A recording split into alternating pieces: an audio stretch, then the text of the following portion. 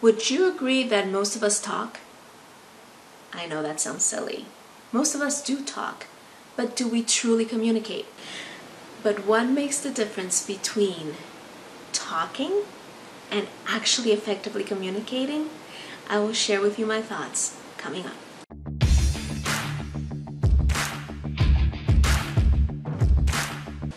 So, while we all, or most of us, talk, not all of us communicate, at least not effectively, and none of us communicate all the time. We all have moments in which we talk and talk and talk and talk and talk, but the message is not getting across.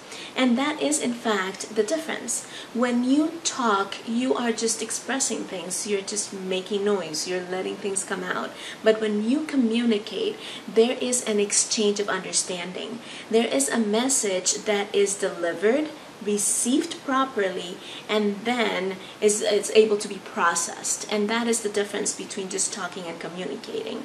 So today I want to share with you Communication 101 tips, the 3 basic things that you need to be mindful of, manage, and effectively mold in order to communicate in a way that truly delivers your message in a way that can be effectively received. The first and most important element in communicating is listening.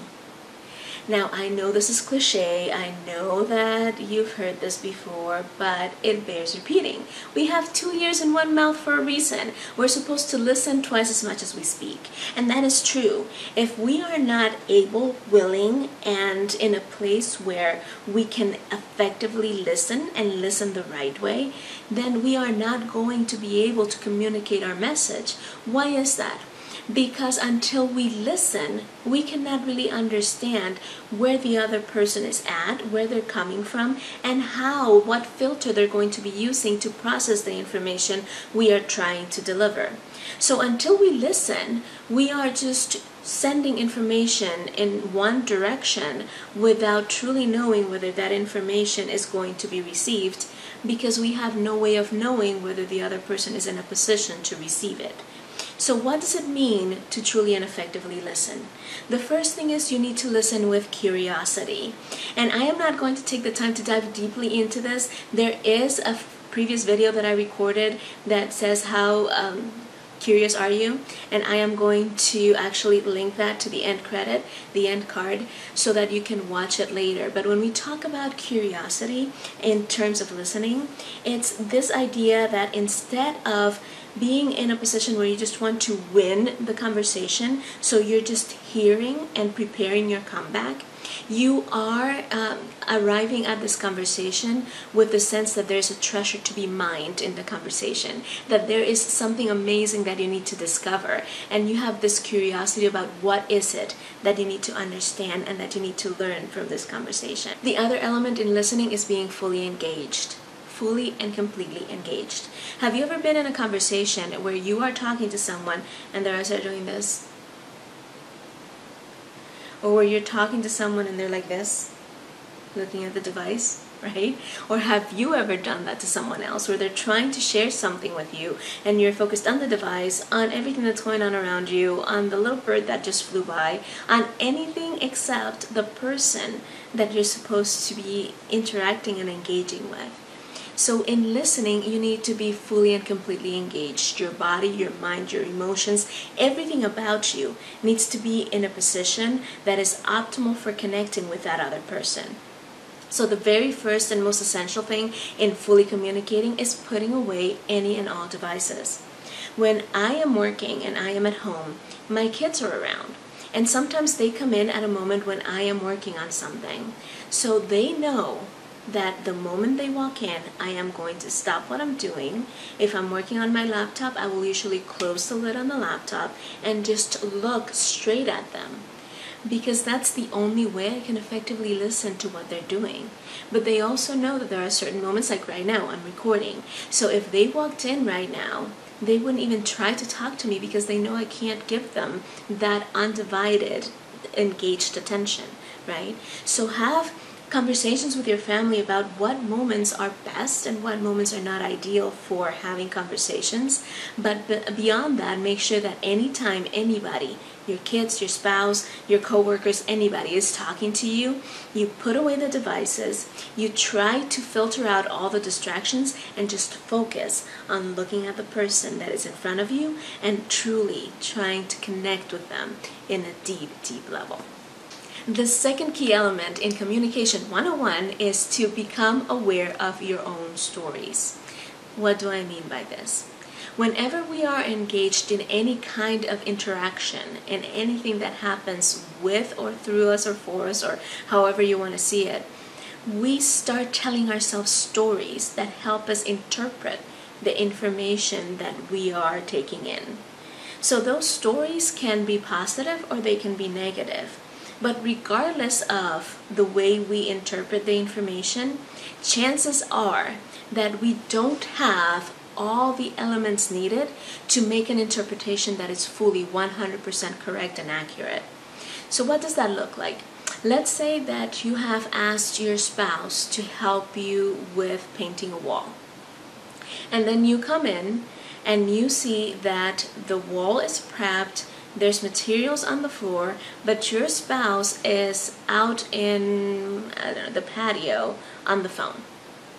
Now you start telling your story that your spouse just doesn't want to help you, that your spouse never puts you first, that your spouse is just so aggravating and they just want to unnerve you and they are putting this off to see if you will do it and then they can get away with not doing anything. Do you know that that's true? No, you're just telling yourself this whole story. You're interpreting the clues that you have based on what your perception is. Might be based on previous experience, and you might actually end up being right. But the only way to confirm that your story is true is to ask the other person to engage in this conversation and to try to remove these assumptions that you're making. If you cannot enter a conversation or communication with a clear mind that is not colored by your assumptions and your stories, you are not going to be effective in your communication. So it's okay to go up to your spouse and say, hey, I just walked through the living room and I saw all the materials for painting. I see you out here. I'm telling myself this story that you just don't want to help me with this. Is there a different way I should be seeing this?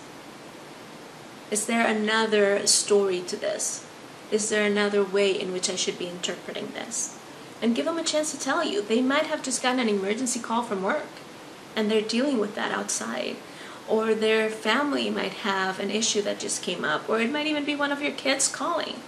So take the time to communicate and to modify your stories accordingly, and don't walk into any kind of interaction with assumptions that might shape and color the way you express yourself and your ability to fully listen and engage with others. As we continue to discuss Communication 101 tips and elements, let me stop for a minute and ask you to please subscribe to my YouTube channel and turn on the notifications. I come on here at least twice a week and I share with you tips, strategies, and tactics that can help you design a family and a life that are set for success. Please subscribe.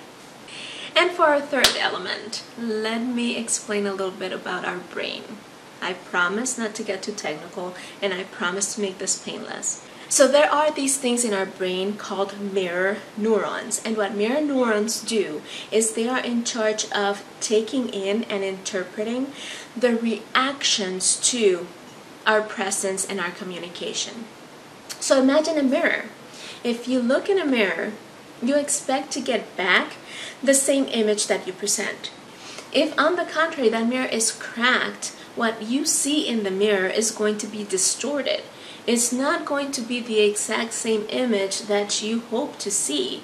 And in looking at that cracked mirror with a distorted image, you're going to start to feel like something is off, like something is awkward or uncomfortable, right? And so the same thing happens with our mirror neurons. They expect to get back from the people around us the sense that we are being truly felt, seen, and understood. So they expect to get back reactions that are similar to what we anticipate. If we say something that we think it's funny, we expect people to laugh.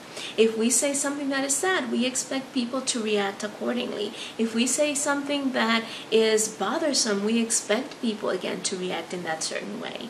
So when we communicate anything, we expect our mirror neurons to be able to get back information that they can interpret and process as, yes, this person felt what you're feeling, they truly see you for who you are, and they understand what you're trying to communicate even if they don't agree. But when instead of getting that information, our neurons get this message that is disconnected, that is not in keeping with the information that we're giving or the message that we're trying to send, then it's like looking in that broken mirror with a distorted image. It starts getting uncomfortable, it starts getting awkward, it starts feeling off, and it starts making you nervous and anxious, maybe even angry. So to effectively communicate, you have to be aware that we have these things, and you have to do everything in your power to make sure that the other person feels like you are mirroring the right things, and to get back from the other person the image that you're sending out. Now, one way to help you make sure that the mirror neuron gaps are filled and that everybody's mirror neurons are happy is by using something called reflecting. And in reflecting, I don't mean introspection and thinking about what you're saying and how you have said it. That's not what it is. It's this process of sending back, like keep the mirror image in mind, right? So you're going to send back to this person what you thought you just received, and you're going to invite them to do the same. What does that look like? You're having a conversation and the person says something like, I don't know, I can never get anything right. You look at the person and without judgment, reaction, or any kind of extreme emotion in your voice, you say, let me get this right. You feel like you can never get anything right. That's it. You are repeating back to them what you just heard them say. It's similar to walking through a drive-through or driving through a drive-through lane in a restaurant, in a fast food restaurant, and you tell the person on the other end what you want and they repeat it back to make sure they got it right. So it's something similar in a conversation. You are going to repeat back to them what you just heard them say. What that is going to do is it's going to give the other person an opportunity to either clarify or confirm that what you thought you heard was effective, right? So they are going to say something like, yeah, I can never get anything right. And that confirms that you got what they said right. Or they are going to correct. No, maybe not anything. I get some things right. And in this process, two things happen. First, you are clear that you're understanding the message correctly. Plus, when you reflect, especially if the other person is upset, it's going to give them an opportunity to hear what they just said and ask themselves, is that really what I meant to say? Is that really how I feel? And it's going to move them to a different space in the conversation. Now, to invite reflection back, you can ask the person, did I make myself clear? Can you repeat back to me what I just said to make sure that we're understanding each other right? Especially if it's a deep conversation, make sure you're inviting that back. So again, in order to move our communication to a space where it's effective, where we're moving from just talking to actually communicating and sending and receiving messages that are effective, we need to start by working on these three basic communication 101 elements. Listening with curiosity and engagement, making sure that we're aware of our stories and that we are controlling and evaluating our assumptions, and finally making sure that we're mirroring the right thing by using reflection back and forth in our conversation. I hope you have found this helpful, and if you have, I invite you to share this with anybody else that you think might get benefit from it. And I also invite you to subscribe and turn on the notifications. Again, I'm on here at least twice a week sharing new tips. I am Marcy Amara, and I thank you for your time, and I look forward to reading your comments and finding out what you think about this whole thing and whether you have tried any of these strategies and what the result has been. I will see you on the next video.